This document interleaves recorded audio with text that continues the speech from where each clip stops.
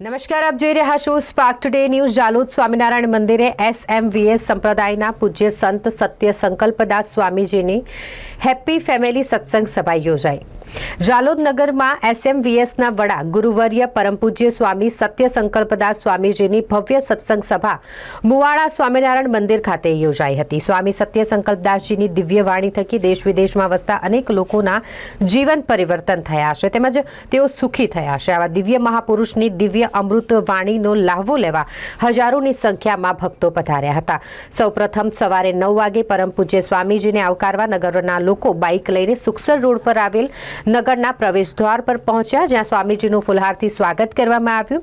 સ્વામિનારાયણની ધૂન સાથે bike rally Swaminarayan મંદિર સુધી પહોંચી, જ્યાં સૌ ભક્તોએ વંદનીય સ્વામી મહારાજને ફૂલોથી સ્વાગત કરીને વધાવી લીધા। વંદનીય પરમ પૂજ્ય સ્વામી સંકલ્પદાસ સ્વામીજી દ્વારા એક સત્સંગ સભા યોજવામાં આવી અને જેમાં મોટી સંખ્યામાં લોકો ઉપસ્થિત રહ્યા હતા। બધાને ખૂબ ખૂબ જય સ્વામિનારાયણ।